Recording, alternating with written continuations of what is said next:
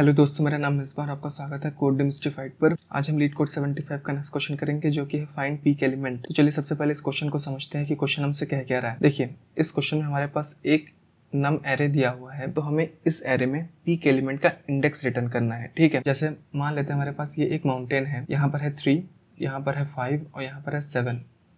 तो 3 और 5 के नेबर में जो पीक एलिमेंट है वो है 7। तो हमें इस 7 का इंडेक्स रिटर्न करना है। ठीक है, देखिए पीक एलिमेंट कुछ भी नहीं है। पीक एलिमेंट बेसिकली किसी भी एरे का सबसे ग्रेटर एलिमेंट है। ओके, जैसे इस एरे में अगर आप देखें तो इस एरे में सबसे ग्रेटर एलिमेंट कौन सा है? ग्रेटर एलिमेंट है 6। तो इस 6 का इंडेक्स क्या है? 6 का इंडेक्स है 5। तो हम इसी 5 को रिटर्न कर देंगे और यही हमारा आउटपुट हो जाएगा। ठीक है, अच्छा क्वेश्चन में एक चीज़ और भी दिया हुआ है, वो क्या है कि जैसे हमारी जो एरे है वो 0 से 6 तक है। ओके, तो क्वेश्चन में ये बोल रहा है कि अगर 0 के पहले कोई इंडेक्स होता -1 और 6 के बाद अगर लेट सपोज कोई इंडेक्स है 7, तो इन दोनों इंडेक्स पे माइनस इन्फिनेटिव रखा हुआ है। और लेट सपोज मान लेते हैं कि यहाँ पे 4 नहीं है, यहाँ पर है 8। तो 6 और माइनस इन्फिनेटिव का जो नेबर है 8, ये पीक एलिमेंट है। ओके, और इसका इंडेक्स है 6, तो हम इसी इंडेक्स को रिटर्न करेंगे। ठीक है, तो देखिए इस क्वेश्चन को करने का एक सबसे आसान तरीका ये है कि हम इस एरे में लीनियर सर्च लगा दें तो हम पीक एलिमेंट और उसका इंडेक्स फाइंड कर सकते हैं। लेकिन हमें क्वेश्चन में ये दिया हुआ है कि हमें इस क्वेश्चन को O log n में करना है। ओके, O log n में करने के लिए हम बाइनरी सर्च का यूज़ करेंगे। ठीक है, तो चलिए इस क्वेश्चन का सोल्यूशन करते हैं बाइनरी सर्च के थ्रू और क्वेश्चन का ड्राई रन करते हैं। देखिए हमारे पास ये एक नम एरे है और इसमें हम पीक एलिमेंट का इंडेक्स रिटर्न करेंगे। ठीक है, बाइनरी सर्च में बेसिकली हम करते क्या है, हम दो एंड पॉइंट लेते हैं, एक स्टार्ट और एक एंड। स्टार्ट पॉइंटर को मैंने पुट किया 0 इंडेक्स पे और एंड पॉइंटर को मैंने पुट किया 6 इंडेक्स पे। ओके, अब देखिए हम करेंगे क्या, हम हर बार मिड एलिमेंट निकालेंगे और हम चेक करेंगे कि क्या मिड एलिमेंट अपने नेक्स्ट से स्मॉल तो नहीं है। अगर ऐसा है तो इसका मतलब ये हुआ हमारा जो पीक एलिमेंट है वो एरे के राइट हाफ में है। तो उस केस में हम स्टार्ट पॉइंटर को मिड प्लस 1 पे रख देंगे। ठीक है, अदरवाइज हम एंड पॉइंटर को मिड पे रख देंगे। जब भी स्टार्ट पॉइंटर अगर ग्रेटर या बराबर हो जाएगा एंड पॉइंटर के, हम वहां पे रुक जाएंगे। ठीक है, उस केस में हम पीक एलिमेंट का इंडेक्स फाइंड कर चुके होंगे।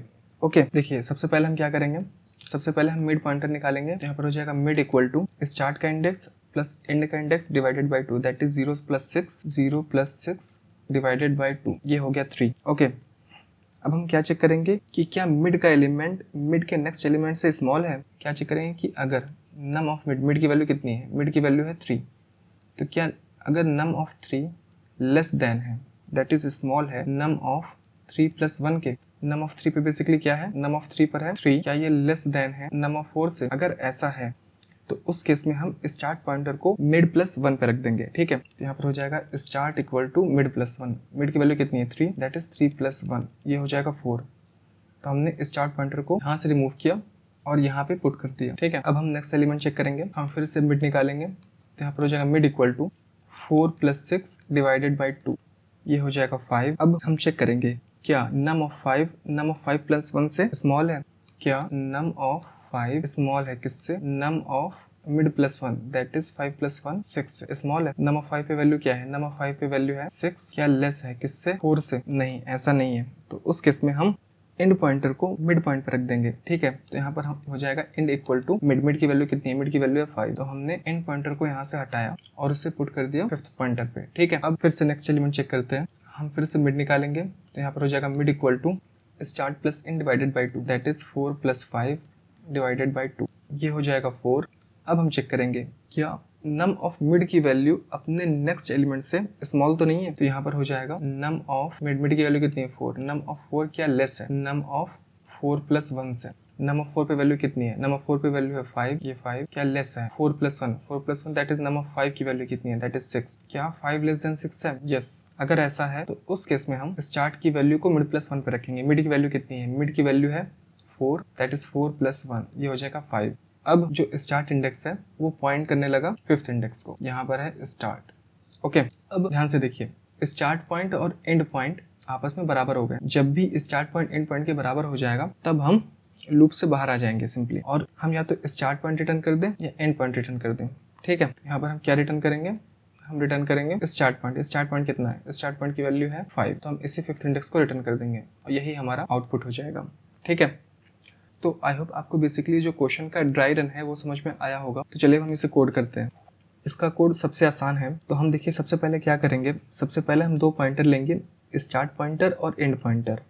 तो यहाँ पर हो जाएगा int start equal to 0, int end equal to nums dot length -1। अब हम सिंपली एक वाइल लूप चलाएंगे स्टार्ट और एंड पॉइंटर के बीच। यहाँ पर हो जाएगा while start is less than end. जब तक स्टार्ट की वैल्यू एंड से कम है तब तक ये वाइल लूप चलेगा। तो यहाँ पर हो जाएगा end mid equal to start plus end minus start divided by 2। हम बेसिकली यहाँ पे मिड इंडेक्स निकाल रहे हैं। ओके, अब हम सिंपली क्या चेक करेंगे, हम चेक करेंगे कि क्या जो मिड एलिमेंट है वो अपने नेक्स्ट एलिमेंट से स्मॉल तो नहीं है। तो यहाँ पर हो जाएगा नम्स ऑफ मिड क्या स्मॉल है अपने नेक्स्ट एलिमेंट से, नम्स ऑफ मिड +1।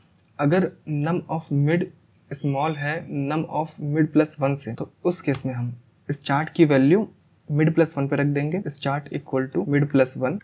अदरवाइज हम एंड पॉइंटर की वैल्यू मिड पे रख देंगे। ठीक है, हम अब जैसे ही हम वाइल लूप से बाहर आएंगे तो उस केस में हम स्टार्ट पॉइंट को रिटर्न कर देंगे। तो यहाँ पर हो जाएगा रिटर्न स्टार्ट। ठीक है, स्टार्ट बेसिकली क्या रिटर्न करेगा, जो भी पीक एलिमेंट होगा उसका इंडेक्स।